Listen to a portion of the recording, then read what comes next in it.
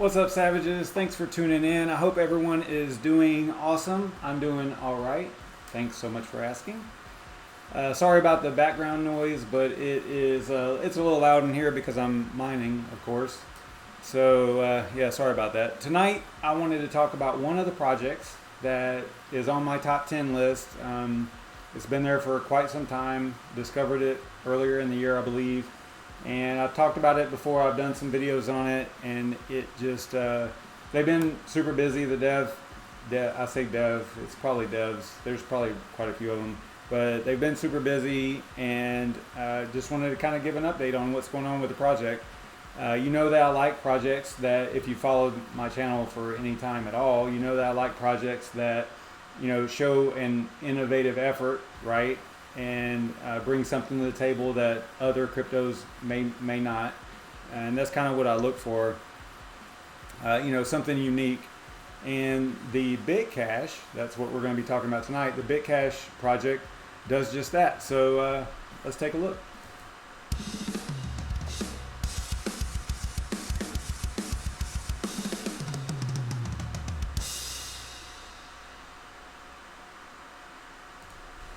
A quick overview of BitCash would describe it as a Bitcoin 0.16 fork, and it uses blockchain tech to implement the features of traditional banking to create a simple to use cryptocurrency with a focus on mass adoption. That's basically what this project is about. We already know that using crypto isn't nearly as easy as it should be. And honestly, I still get I get slightly nervous when sending large amounts of crypto between addresses, you know, like from an exchange to my ledger or whatever. You know, sometimes, you know, you're getting ready to click that send button and you're like, man, you know, is this address right? Is this even going to work? So that's one thing that they're actually looking at, is making things a little bit easier, you know, onboarding new users, mass adoption and things like that. It needs to get to a point that people are using the technology, blockchain technology, cryptocurrency technology, without even knowing that they are. And that's something that it looks like BitCash is trying to accomplish. They've recently hard forked to clean up some unused features and add new ones. And they've also released wallet version 0.17.17. I believe that's their latest one. So before we get into all the little details, let's go ahead and upgrade our wallet, because I have the old wallet.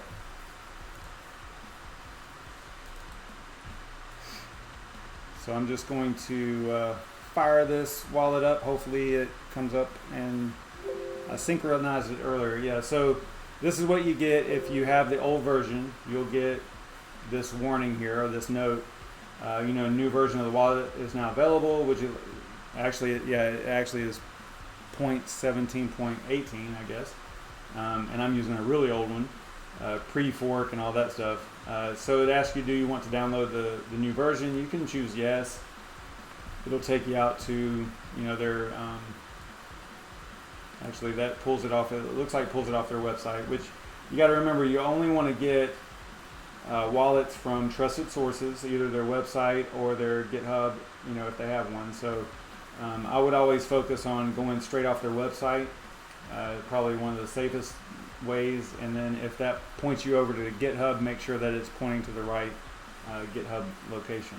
So I've already downloaded this, so I'm not going to download it again, but I am going to navigate to the folder and get over here. I'm doing a little bit of this off screen, only the part where I'm navigating a little bit here. Alright, so I have the BitCash set up here. I'm just going to right click on it and choose run as administrator. It's probably going to throw me out for just a second. I'll probably be right back. Alright, so one thing I'm going to probably have to do is close the wallet. Let me unlock it real quick. And I don't know if it's going to error out or what. Let's see here.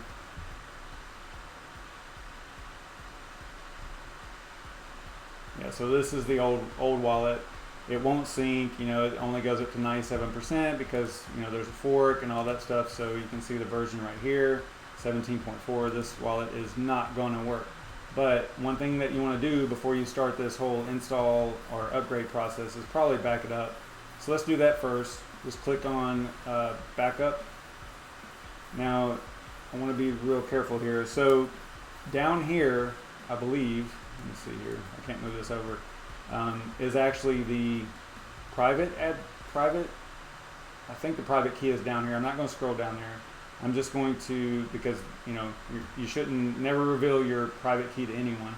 So I'm just going to click on download, and we'll throw it over here and downloads. We'll just give it a name of BITC backup.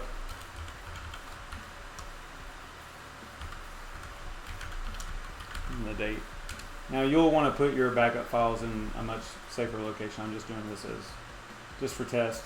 So we're going to get out of there, and then we are going to exit out of here.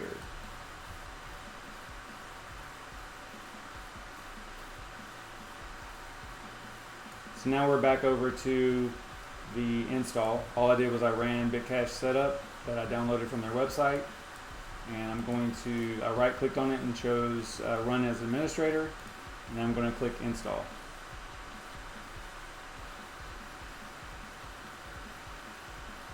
And it looks like it puts that information down in the same location that your current wallet is set up to. So it reads probably from the registry, I would imagine, and sets all that up for you.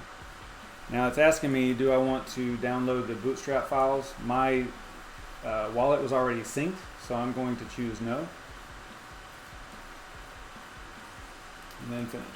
At least I think it was synced. I mean, it was 97%, so it won't be that bad to sync it, I don't think, hopefully.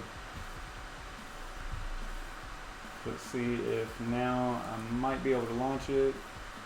Okay, it went away from there.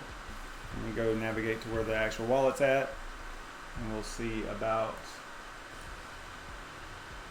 running it, seeing if we can get it up and running here.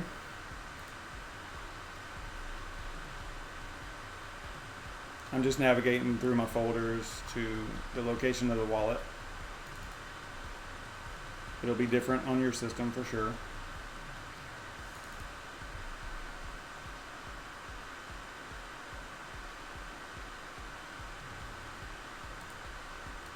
Alright, so all I did was I ran the wallet. You can see right here that it's already 17.818.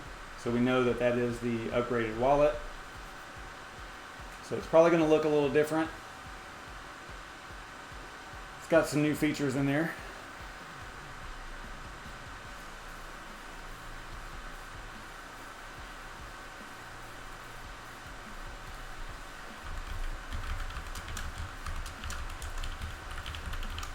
You know, there's some super smart people out there that can figure out passwords and stuff by keystrokes and whatnot. Just the way it sounds.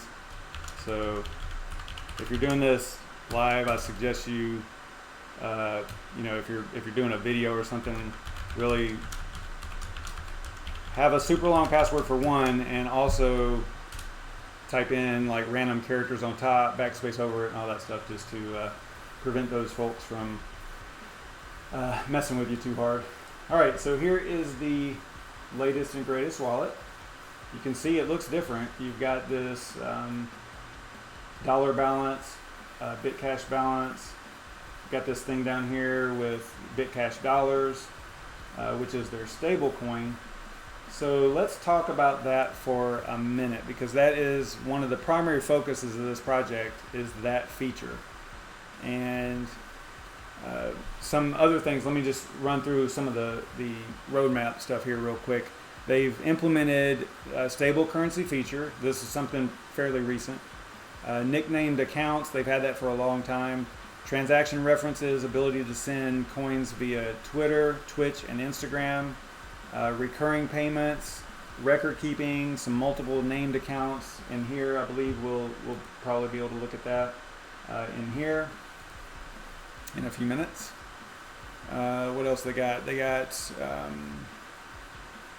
Yeah, multiple named accounts in one wallet, printable e-statements, BitCash payments to anyone, even those people that don't have a BitCash wallet yet. You can send them BitCash. Now, obviously, they have to get a wallet, but there's a way of doing that.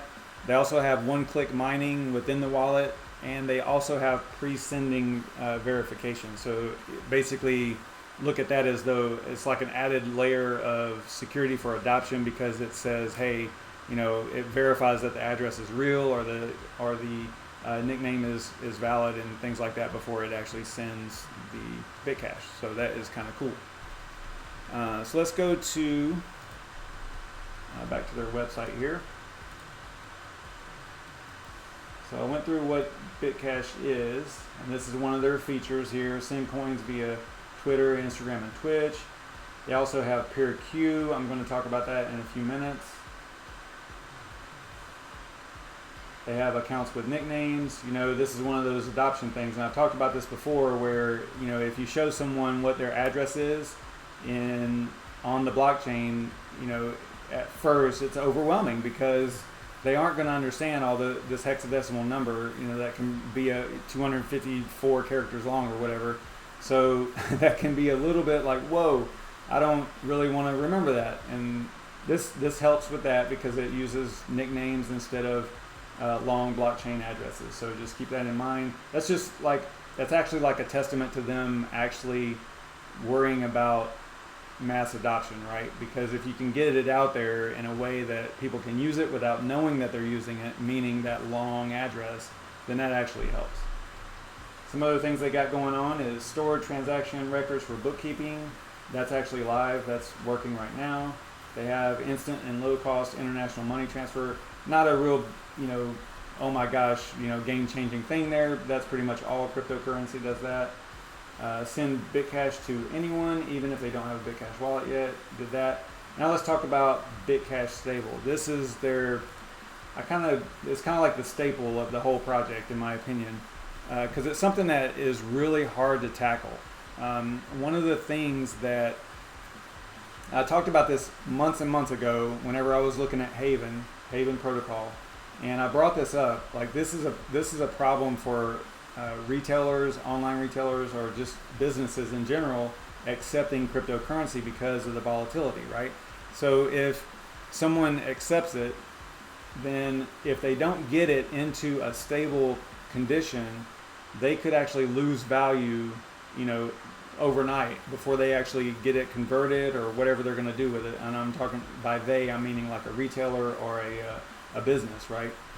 So let's just read a little bit about their actual example here, because they give a really good example here. So BitCash Stable addresses the problem of price volatility when sending money to a third party, paying retailers, or storing value. BitCash Stable secures the value of BitCash for the short, medium, and long term, making it easier to integrate into the financial system. So for example, you pay someone in BitCash, or any other cryptocurrency for that matter, like they said, they must accept the risk that goes along with that, because the value might fall before they can convert it to local currency. And few people would accept that risk, which that is a barrier to adoption, right? If you told a retailer, hey, you're going to accept, or not, you can't tell them that they're going to, but if you wanted them to, if you were trying to sell them on it, and you said, you can accept Bitcoin, or you can accept BitCash, or whatever the cryptocurrency is, Ethereum or whatever, but just know that it's pretty volatile, and it can go up or down 20% in a day, pretty easily, pretty common. That's not going to work for a retailer or someone that's in business, and especially a small business, because their profit margins are so small anyway that it's tough. So just keep that in mind on the adoption side of things. I think that this is really important. So few people would accept such risk, even if it was faster, cheaper, and safer than PayPal. And that's a good point. The same applies to online retailers. When accepting BitCash, they must immediately convert it or risk losing value. So they're even saying that, look, even with BitCash, there's a risk there, right? Instant conversion might not be a problem for one transaction. Like, let's say you were just doing, you sold one item for BitCash. Okay, you could probably get out of BitCash and into something stable pretty quickly, but on a scale, doing hundreds or ten, they mentioned here tens or hundreds transactions, then it can be a problem. So you want to maintain the value of your long-term cryptocurrency holdings. In the physical world, investors usually turn to gold, but in the cryptocurrency world, there really isn't a reliable, stable cryptocurrency that doesn't rely on third parties. So with the new BitCash Stable feature, there are now two currencies stored on the blockchain, BitCash and BitCash Dollar. There are also two currencies in the wallet. You can see them right here. Now I'm assuming, again, this is me just looking at this for the first time with you. I'm seeing that it's not necessarily syncing yet, but that's okay. Hopefully that gets cleared up. It's still 13 days behind. But I'm assuming that this right here, the total dollar balance, this is not talking about US dollars. This is BitCash dollar, right? BITCD, I believe, is the ticker for that. And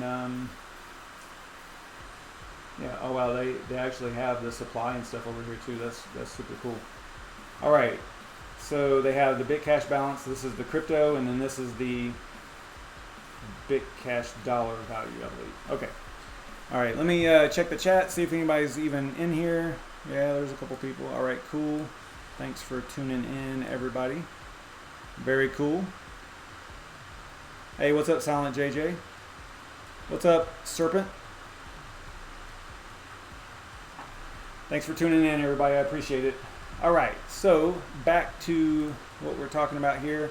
BitCash Stable is an algorithmic mint and burn. I'm just going to talk a little bit about what it is. This is actually from their website, I believe. It's a mint and burn stable coin released on June 22nd, so it is pretty much brand new.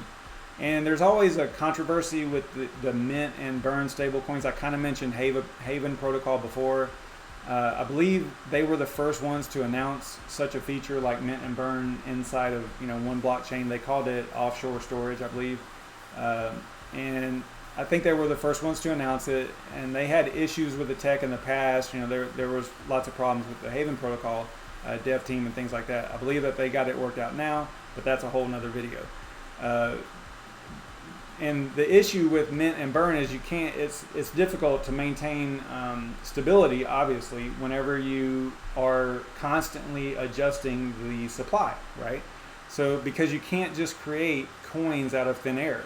And credit goes to Seb Green for that revelation right there, because I was talking to him about the whole mint and burn thing a while back, and he mentioned that. He's like, yeah, you just can't. That's the challenge. You can't create coins that are worth anything basically out of thin air like that. So there's no proof. In other words, there's no proof of work for those minted coins. So some things are not meant to be decentralized and don't function as well if they are. And one example would be when we're talking about this stable coin environment for BITC or BitCash. One example would be a price oracle where the blockchain gets where does the blockchain get its price of the currency the stable coin is pegged to. That data, now this gets a little bit in the weeds, but I just kind of want to bring this up because a lot of people kind of overlook this stuff.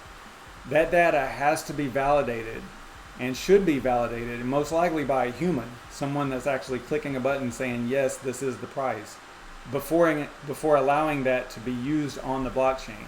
And for security, that whatever that transaction is, digital signatures should be required for that in order to add it to the blockchain as, hey, this is the price. And they actually ran into a little problem whenever they first released the stable coin to begin with, the BitCash dollar, because there was some ways to basically game the system and mint coins that were worth more value each time, right? So they had to actually stop the stable coin capability for a while until the hard fork, and then they cleaned it all up from there, from what I understand.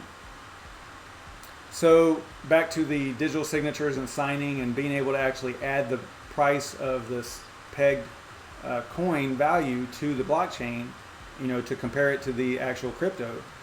So who holds the digital signatures and private keys to submit the price to the blockchain? I mean, that's a really great question. Who are you going to trust? This is supposed to be decentralized. Now it's centralized, right? maybe there could be maybe a trusted third party that could provide that service, or maybe users could even vote on whether or not the price is valid in the wallet. Or maybe the largest, highest volume exchanges could maybe sign the price, using a digital signature and send that to the blockchain. I don't know, but the BitCash team had to disable the stablecoin feature early or until the hard fork due to these problems. And the solution that they came up with was a new pricing system that I don't know, it might just work. And from their Medium article, I know I'm just kind of blabbing here, but I think that I might be able to get to their article, but I don't really want to get too far off. Here we go. BitCash Dollar on Medium.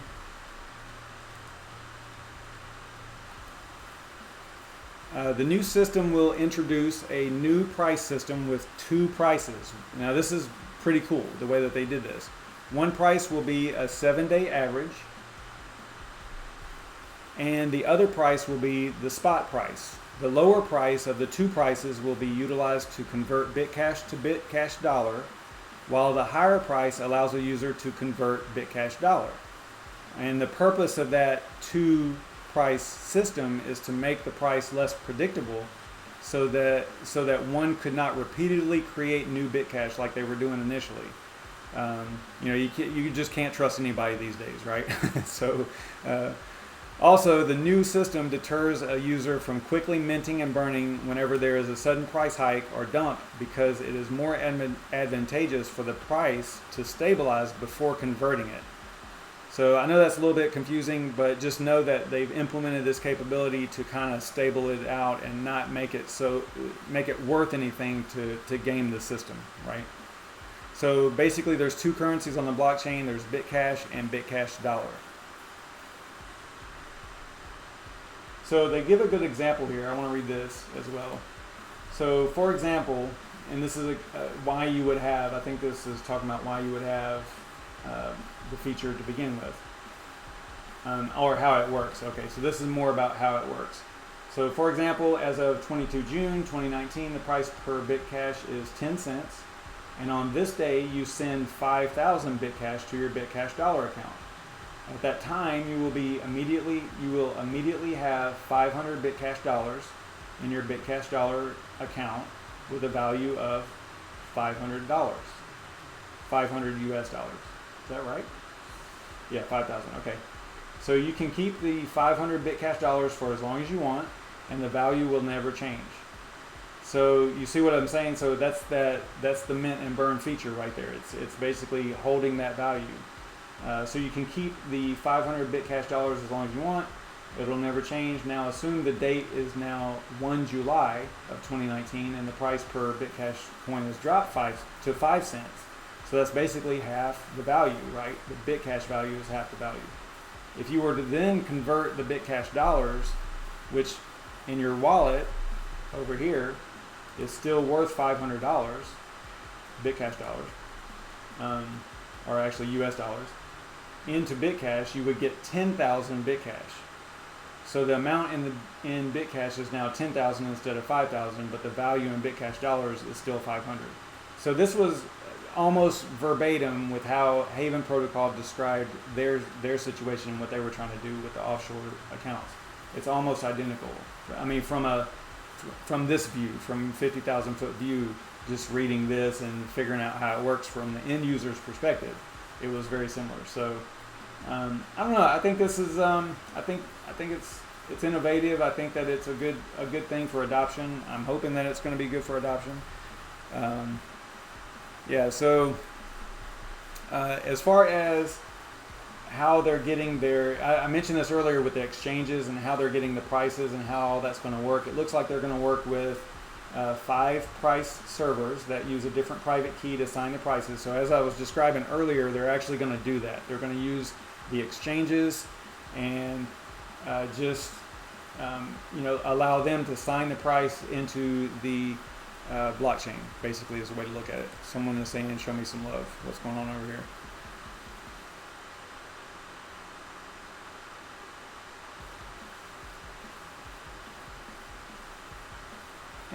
Let's see here.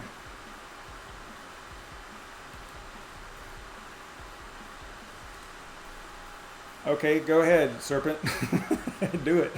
I sent some to Brandon Coin, and I told him about it, and I don't think he ever picked it up. I don't think he ever got it. I don't know. I mean, it's probably in my wallet that I could probably go and look at the transaction and see, but it's kind of funny.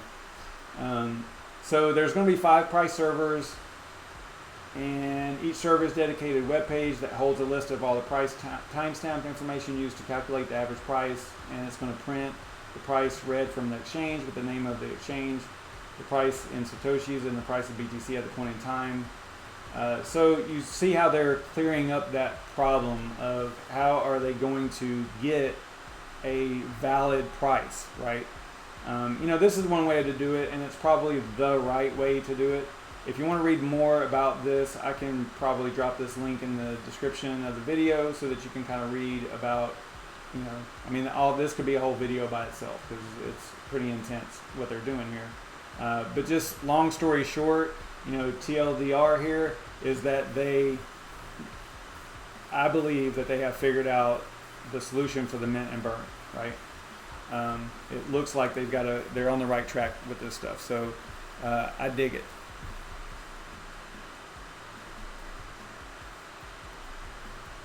So what else they got going on here?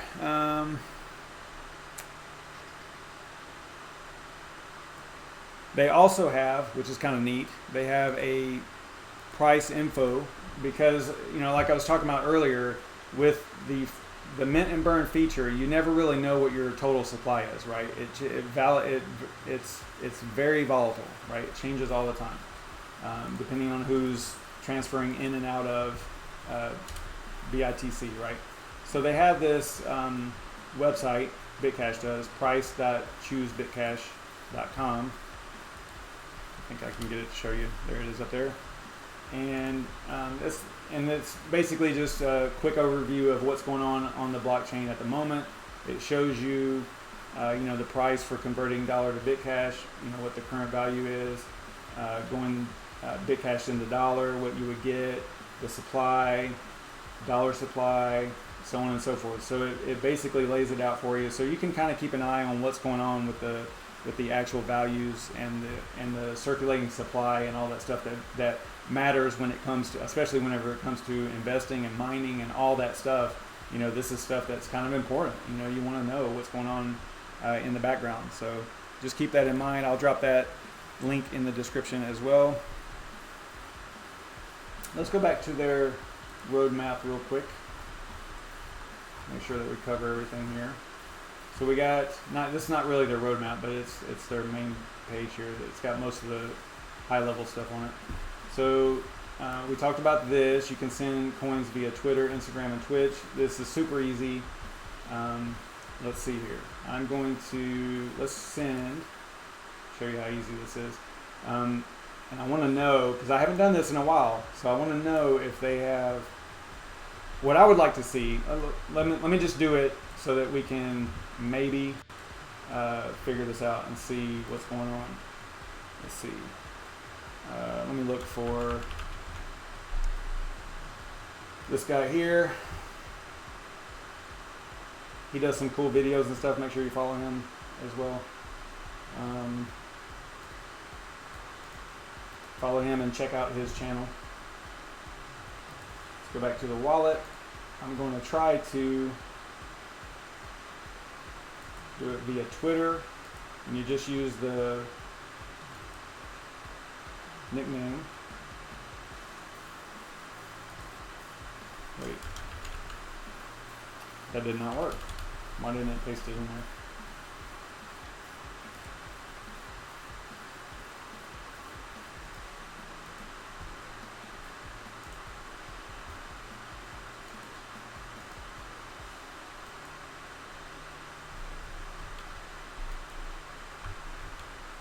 Weird. I guess it won't let you paste it in there. Alright, so it was CMB Jax. Yeah, I don't know if this is going to work or not. CMB Jax.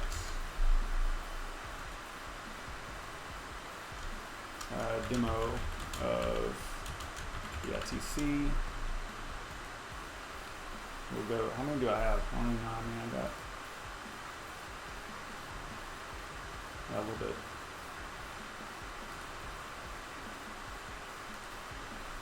We'll go 5. Sounds like a good number. And then you can also send dollar instead of BitCash dollar. But we're going to send BitCash.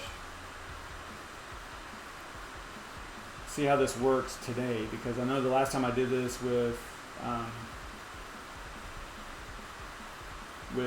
Brandon Coin. Oh, it looks like they might have, maybe. Let's see here.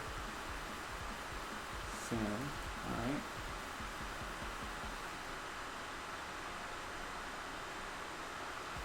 All right, so this is what I don't like. Okay, so, oh, and again, I have to point this out at this point, but this is not sponsored in any way. Okay, so this is just me talking about a project that I'm interested in. And I have to say that before I say this. This is what I don't like. I would rather see a link like the ability to add my account information or into BitCash wallet, right? In a secure way, obviously. That I don't have to copy and paste links from the wallet into Twitter, right? For example, I would rather just be able to click send and have it do the connection in the background. I think that is would be better for adoption than doing it like this, having me copy and paste, right? I mean, I get it, but it seems like that's something that would be doable. You know? I don't know, from a technology standpoint, it seems like it would be doable.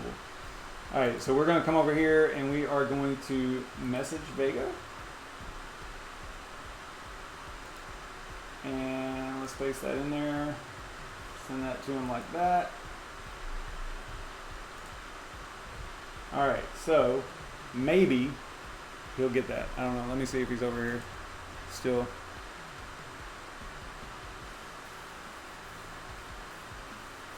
So Serpent, I sent you some BITC, I believe. All right, so let's head back over here.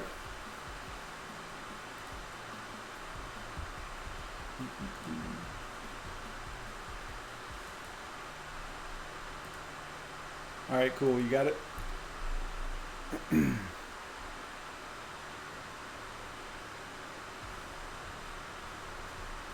All right, I'm going to go back to their website here real quick.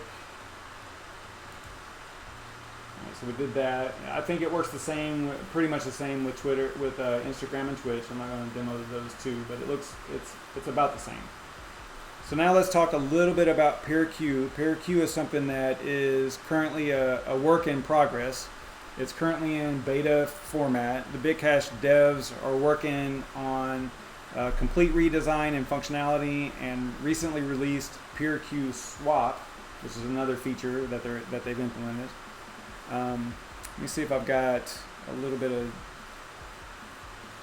information here. Let's see. Yeah, so PeerQ is basically, let me get to that part of it. Yeah, actually it's right here. It's on the screen.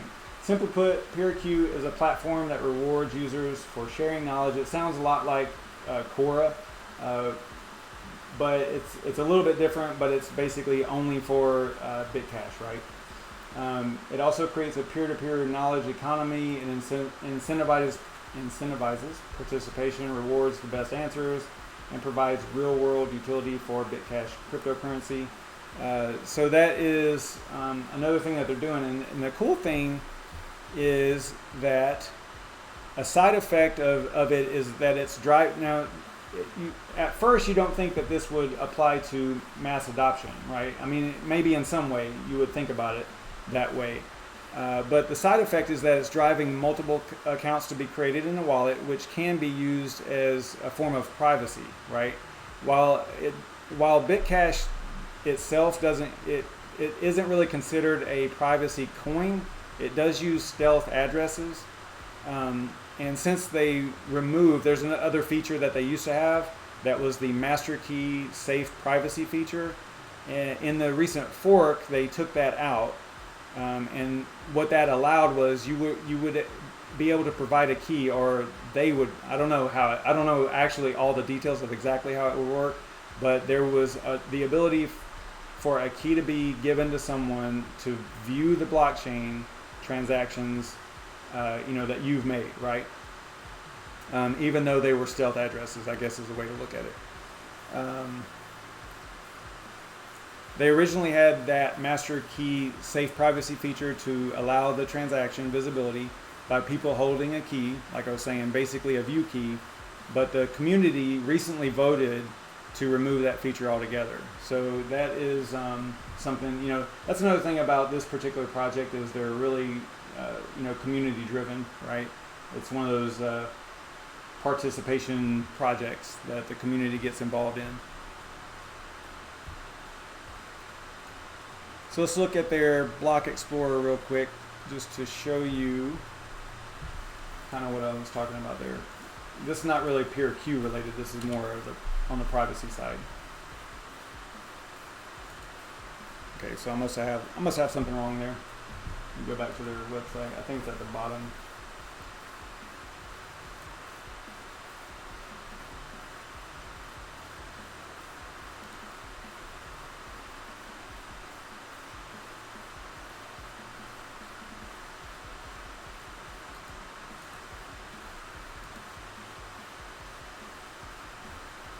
So you have to actually go in, this is the Block Explorer, so you'd actually have to go into the transactions to actually see the addresses and things like that. And, because it's stealth addresses. So just keep that in mind there.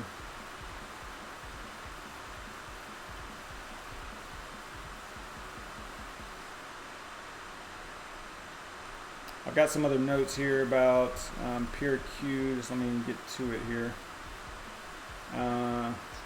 There's also, like I was saying earlier, there's also a PeerQ swap, and that's an auto exchange that allows a user to easily swap Bitcoin for BitCash. I want to say that that's in there on their website as well.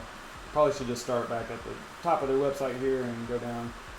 So we talked about PeerQ a little bit, crowdsourcing answers and kind of core related there.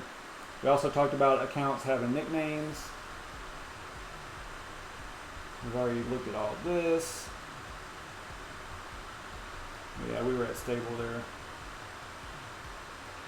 All right, so some other things that are coming soon is printing e-statements.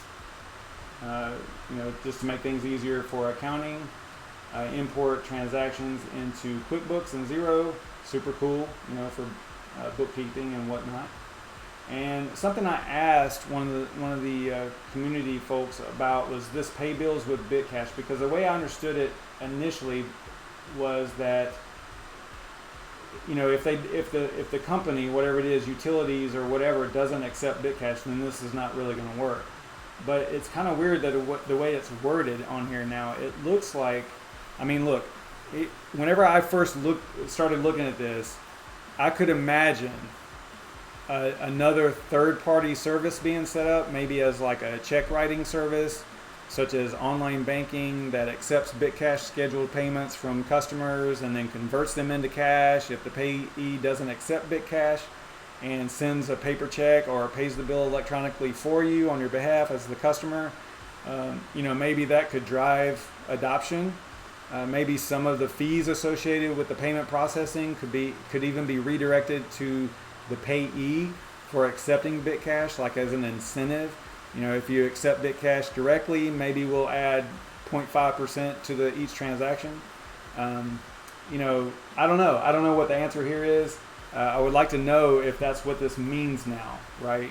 Because that would be huge, in my opinion. I don't like to use the word game changer too often, but that would be huge. If you could literally schedule from a cryptocurrency to pay your bills with it, whether the recipient receives BitCash or has to accept literal US dollars, right?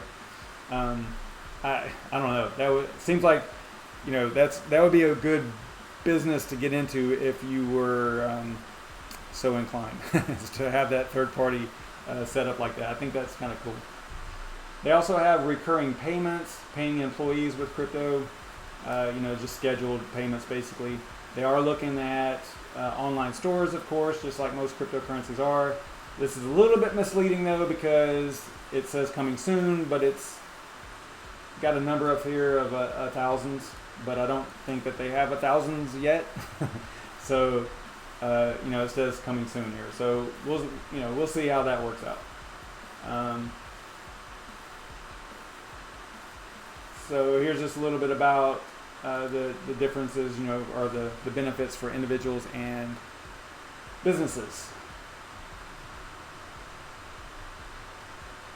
Another really cool thing that they have, now being a crypto miner, I'm not really going to use this because I wouldn't use it out of the wallet like this, but they actually have a one-click miner inside of the wallet, and it's got a pretty cool little animation here. I thought that this was pretty cool, but it's not going to work on my machine, but as far as actual mining. But while it's mining, this little guy's just going to town down there. I thought that was kind of cool. So this is really neat. I mean, for people that are not, tech savvy enough to get up and mining, right? If they have a pretty powerful machine with a decent GPU, boom, they can just get in here and start mining. So I thought that was really cool as well.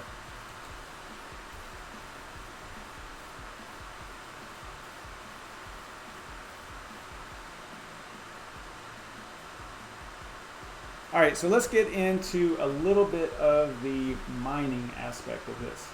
I'm still concerned about this not connecting to peers down here. I don't know what's going on, although I have some ideas. I think it might be my firewall is probably blocking it because I cleaned up a lot of my settings,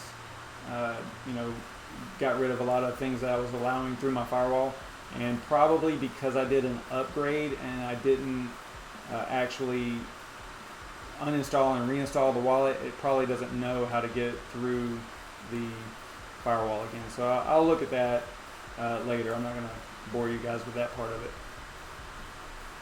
Let's see here. Oh, that's something else. This is kind of cool too. They have this automatic trading. I think that this is only for BitCash dollar to BitCash, so you can actually, let's see how this works. Yeah, so like you can do an automatic trade, trade inside of the wallet basically to possibly increase value of one or the other. So yeah, that's kind of neat. All right, this is cool stuff. All right, I like this kind of stuff. All right, but let's get into a little bit of the mining part of it. I don't know if you guys were even aware, but I kind of wanted to go through mining it as well. Let's see here, close that junk.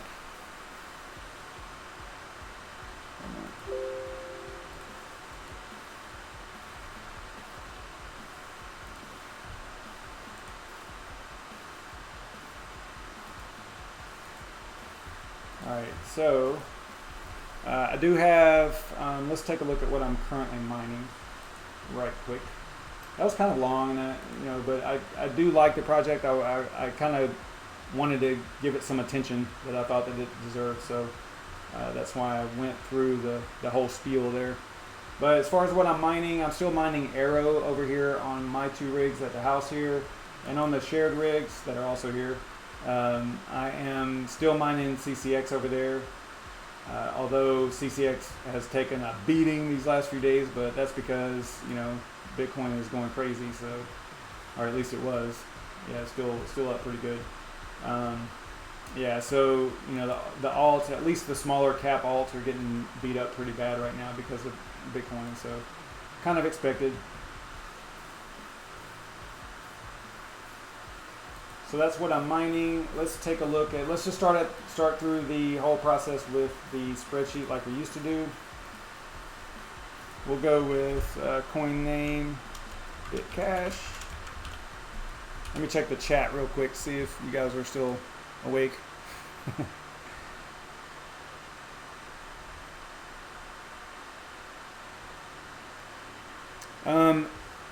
Steve B, no, I don't think it gave me the option to send as USD. I believe it was, you could do it as BitCash dollar, which is their stable coin.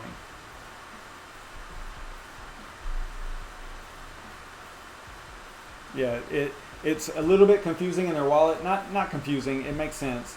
But right here, the total dollar balance is BitCash dollar, not USD.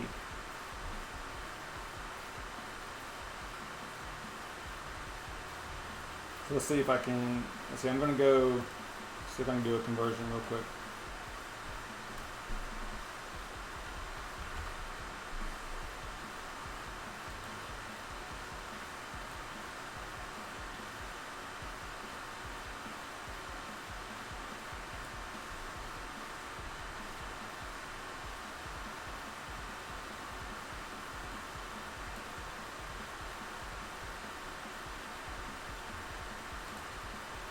So that was super easy. So now you see, okay, so this does look like it's actually the dollar amount. The US dollar value is what it looks like right here. Is that correct? Because I sent 10.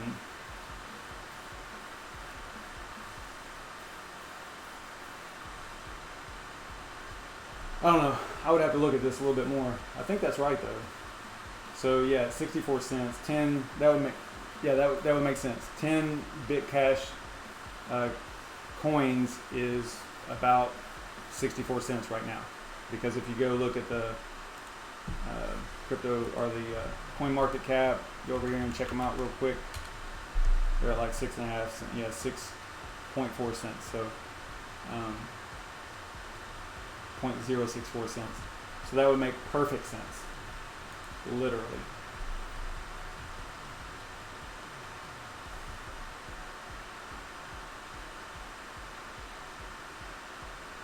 So that's cool. All right.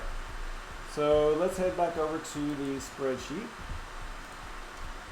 Just walk right through this algorithm. It's actually X16R. It started out as Koku cycle, but they switched over to X16R a while back.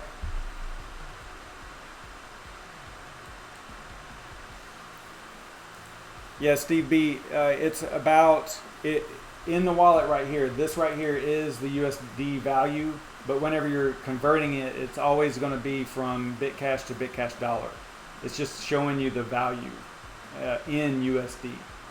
See over here where it says convert, it's only BitCash to BitCash dollar or BitCash dollar to BitCash.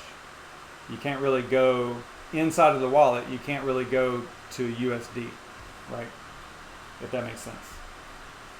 It's showing you the value just so you know, but it's not really something that you can convert to. All right. So some things about their mining, specifically since this is a mining channel, and I know I just went on and on about the actual project, but now let's get into the actual mining part of it. The chain specs are that there was no ICO, no initial coin offering, there's no master nodes, no proof of stake or anything like that. The Genesis block was on 27 August of 2018, so this is literally a pretty brand new project, right? Not even, well, it's right at a year, yeah, going on a year, almost a year old. It did have, which you guys know that I like the quad zip projects that have no ICO, no pre-mine, no founders reward, no ICO, all that stuff, right? I might have said ICO twice, I don't know. But this one does have a 9.7 pre-mine, but they're really transparent about how they disperse that, and it's done through, it's given to developers, for various reasons. Like I think they use some of it for acquiring the PeerQ .com website. It's a top level domain, and that's not top level domain, but it's a what would you call it? A in-demand domain name, because it's only 5 characters, right? PeerQ. So they had to pay for that. It was pretty expensive. So just things like that. Look, we all know that the source of all this was Bitcoin, and it was all just, zero marketing, zero pre-mine, zero across the board, right? We all know that. But as these projects are competing with the thousands other of projects that are out there, 3,000 plus now, I believe. I kind of go back and forth about this, but I think that it's okay to at least make there's some way that you can sustain the project, right? You don't want to just have this great idea and not be able to implement it because you don't have money, right? So the only bad thing about it is, in some cases, depending on how it's implemented and distributed, they're dumping that on the market, which is dropping the price, which sucks for the people that are putting money into the project. So it's just one of those things. But they did a 9.7% pre-mine. The block reward is 21.5 currently. It's going to have every 4 years, much like Bitcoin.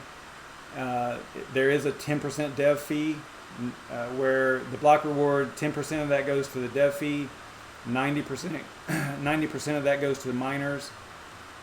The block times are 1 minute, and the block size is 36 megabytes, which is huge, right?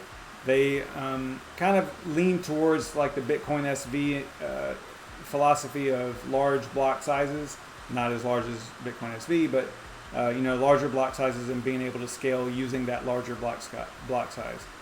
The total supply is 100 million, but that's going to fluctuate with the BitCash dollar, right? So just keep that in mind as well. They also have a difficulty chart. Show you that real quick.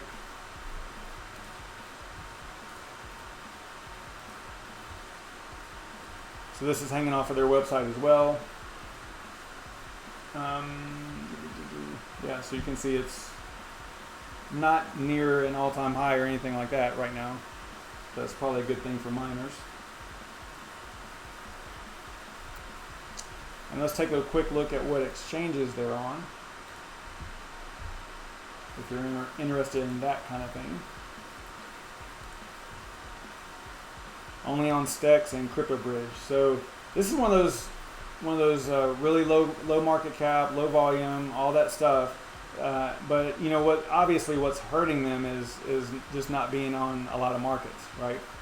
Stex and CryptoBridge are good, but I'd like to see. I thought that they were on Trade Ogre. I don't know. Seems like I remember seeing them over there, but yeah. So if they could get on some more markets, that would be good as well. All right, so back to the spreadsheet. That's enough blabbing. Block time, what did I say? It was 1 minute. I added a couple fields here to the normal ones.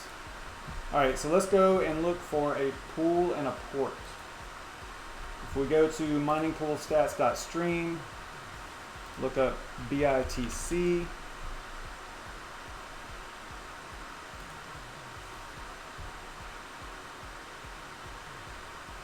There are a lot of them that match. If you type in BitCash, though, you'll get there.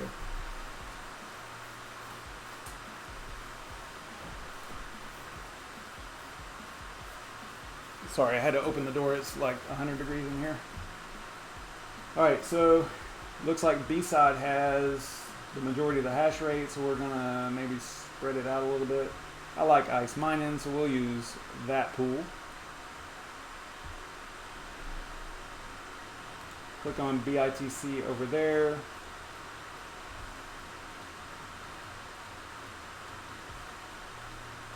So the pool and the port that we're going to use is,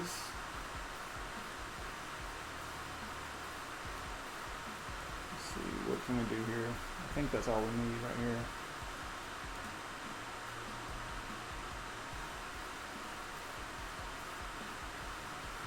Trying to see what the differences are here. Oh, okay. All right. So this is Stratum, Asia, and then, okay, I got it. So we'll just copy this information right here. Throw that into our spreadsheet for later use. And then the receiving address, you go to your wallet and then do a receive. And then this has the receiving address here, so I'm just going to copy that to the clipboard.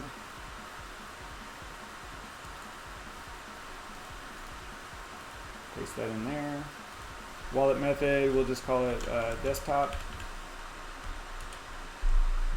Current value, and all these grayed out values here are just for general purpose, like just as a reference. It's not necessary to actually mine the coin or anything like that. So let's see here. So we're going to get a value and market cap and volume and things like that. So let's grab this here.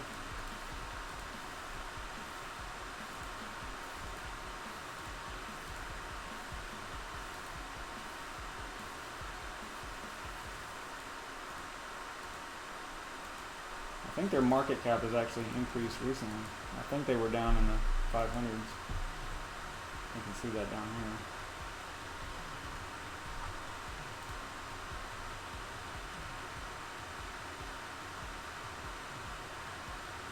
It doesn't have market cap info on there for some reason.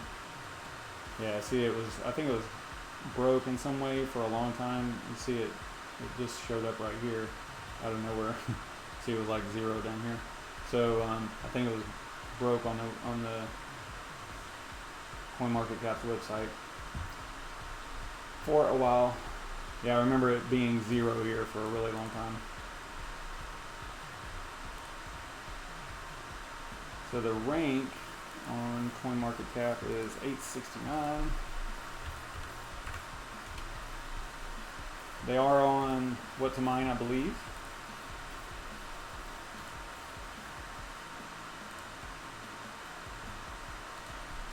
I believe they'll show up from time to time on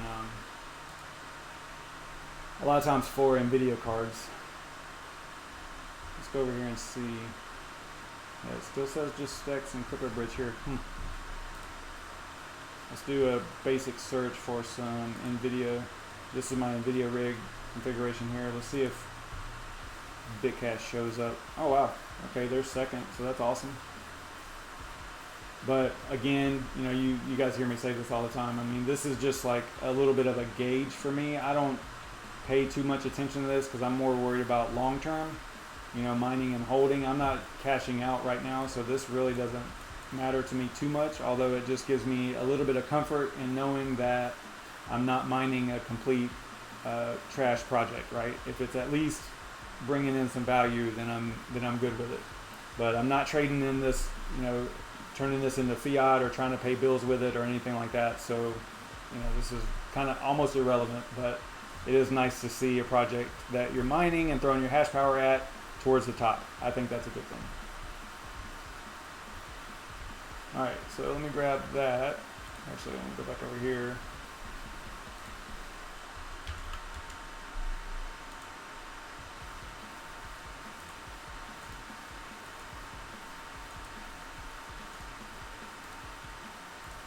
All right, let's look at their Bitcoin talk thread as well. You can get this from miningpoolstats.stream. Oftentimes it's over here, but I think they left it out of this one for some reason.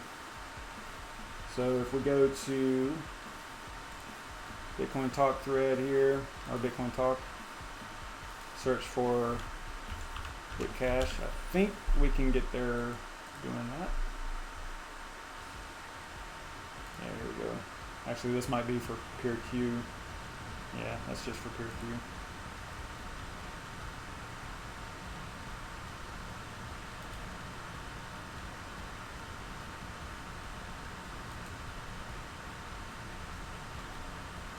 This might be it.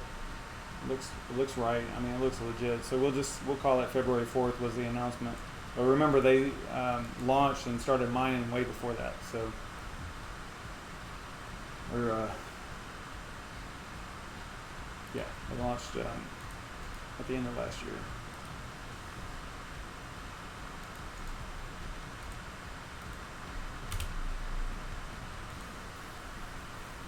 Again, this is just documenting things. It's not, you don't have to have all this information here.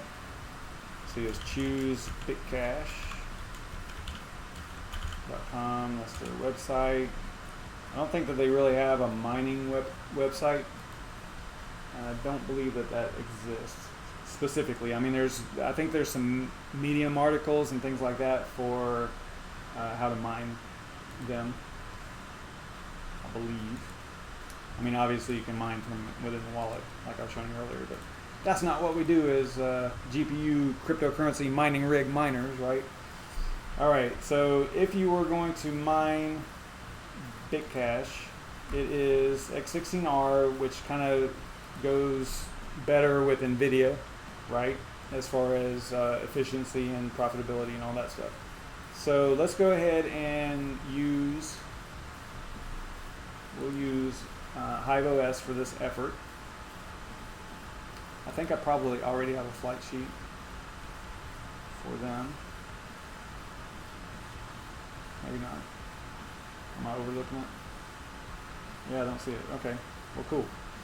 I do have a wallet already set up though. And that's the same address as my receive over here. It should be ZDXH, yep. Alright, so let's go ahead and build a flight sheet. So we're going to type in BITC, the wallet. I already have that made. But if you didn't, you would just click add wallet and put the address in here, give it a name, all that stuff. Pretty simple stuff there. And then select a pool. It looks like they only have B-side, GPU mining, and Tokyo pool in here. But we are not going to use those, remember, because we are going to use ice mining. So if we go to configure in miner is what we're going to have to choose. Now, actually, let's do this first. Let's go to B-side first. I just want to show you what it looks like whenever you choose a pool that's already in here. Then it'll choose the miner for you, right? So not choose the miner for you. It will show you a list that's geared around what you have selected, a little bit closer, right? But whenever you choose configure in miner, then this list is going to be all of them, right? So you kind of have to know what miner you're going to use. And if you're mining x16R, I believe that T-Rex is probably still the best bet. I could be wrong. I don't mine x16R stuff very often anymore, being a kryptonite type of guy. But I believe that T-Rex is probably good. So we'll go with that. And then we click on Setup Miner Config. It's got the algorithm up there already. The wallet and worker template, we can probably choose this variable right there. So all I did was I put my mouse over the I and clicked on wallet and worker name, and it threw the variables in there. And we can't use any of the variables for the pool URL because that pool wasn't in HiveOS already. So we have to actually get that information ourselves, right? So let's come back over here and grab the pool and the port.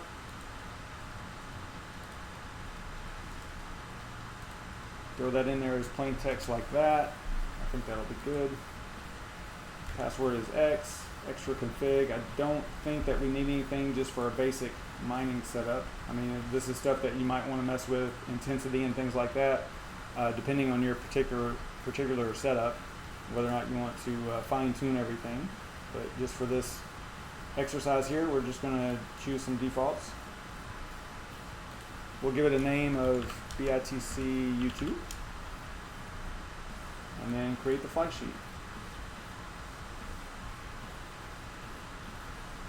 So now we have a new flight sheet here created. We're going to go to our workers, choose the rig that we're messing with, which is the Kessel rig, is the only NVIDIA rig that I have. Put a check mark next to that, choose the rocket, and then what I like to do is click on the flight sheet that we just created, which I don't see it. Am I overlooking it? There it is. My mouse was over it. So I like to click on the one that we just created so that it filters down here and you don't have to scroll through a long list, right? So we have BITC YouTube right here, so I'm going to choose that and then apply.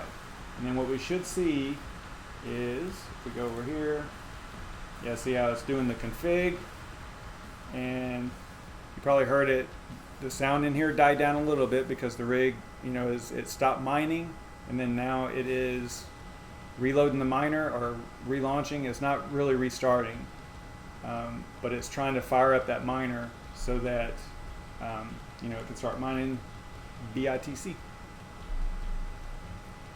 Check the chat, see what you guys are up to.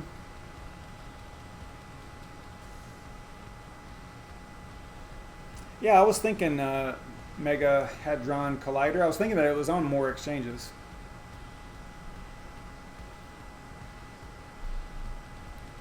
I guess some of the really small ones like those are, not listed for whatever reason. I would assume that maybe if I was to look on a different coin calculator or something like that, that they might show those other exchanges, or maybe hanging off of their website. I don't know.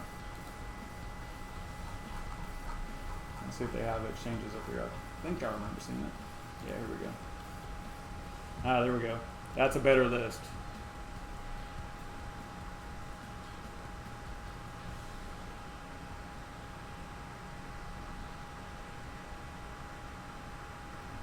All right, so now let's head over to, back over to our console here, and yeah, I need to upgrade as well. I hear it firing back up, so I'm thinking that it's good. It's showing right here that it's on BitCash.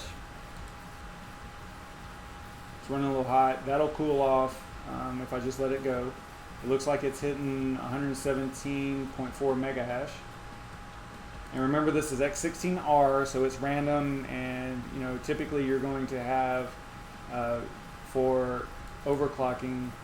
Let's actually go into the one. Let's see if it applied the correct one here. Yep. So for NVIDIA mining x16R, you know, the way that the algorithms are set up, most of them are core. Not, I hope I'm saying this right. Most of the algorithms are more core related than memory related, efficient, right? So they work more with core memory vice, or core speed vice memory speed. So you can see the values here. This is kind of like an industry, not an industry, but a community standard core and memory settings for GTX 10 series NVIDIA cards mining x16R. That -502 seems to be, for the memory, seems to be by far the most popular setting, right?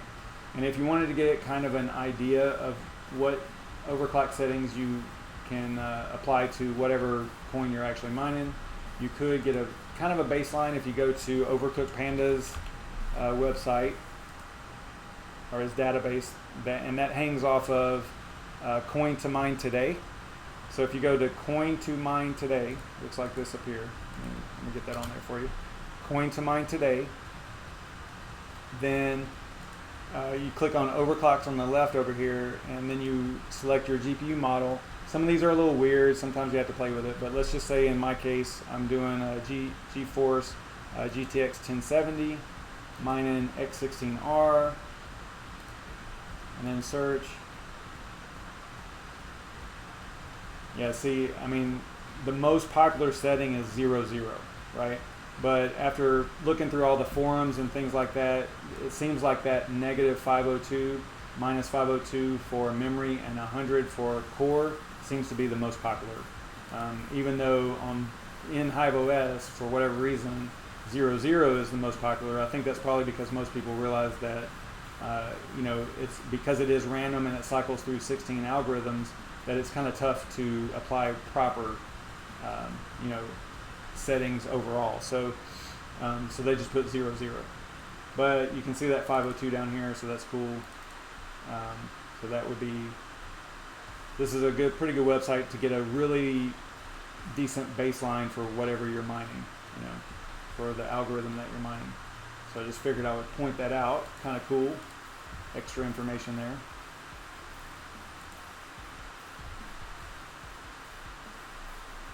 Yeah, Steve B, I like Trade Ogre, although it's kind of, I haven't looked at it today, but I think it's like a bloodbath over there right now, right? Because Bitcoin's going up. So it's not good, not a good day for Trade Ogre.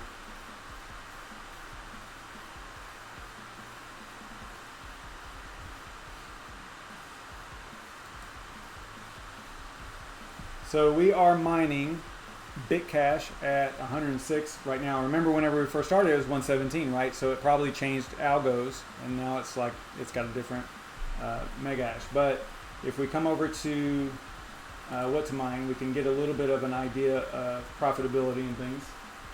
So let's head to let's see here. What were we getting? 106 megahash, and oh, I can show you also the wattage and stuff like that.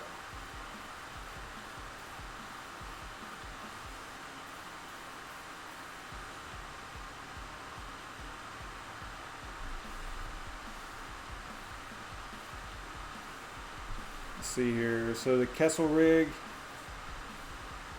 currently it's pulling 812 watts. Let me get that up here. 800 watts right there. 810, we'll call it 810. And so let's plug that into what to mine.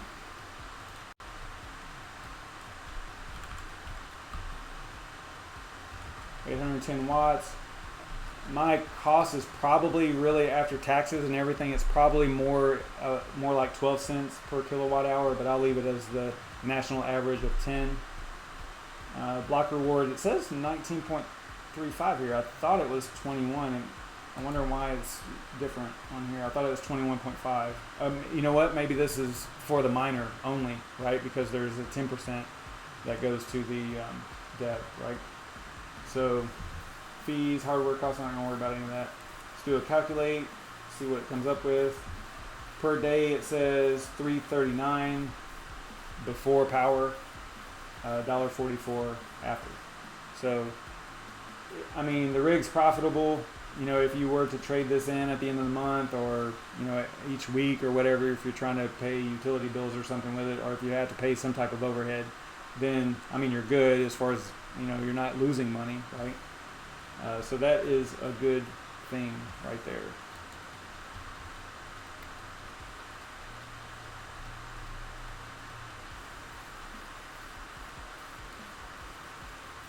So if y'all got any questions, throw them into the chat real quick.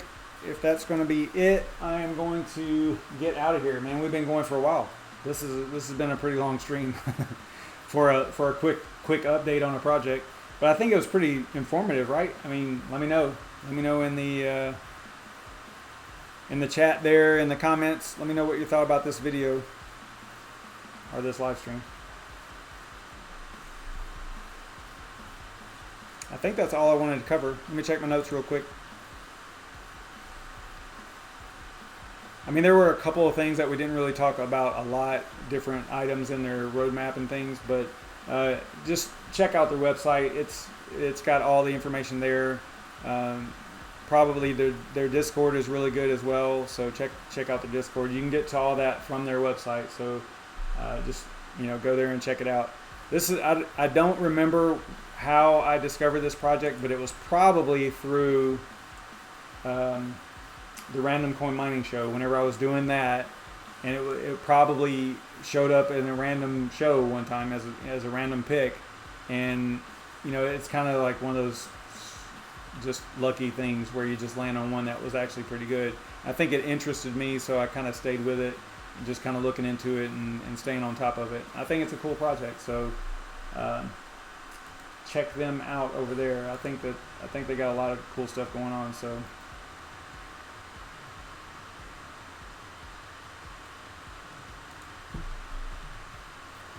let me check the chat one last time. Yeah, thanks, Serpent. I appreciate it, man.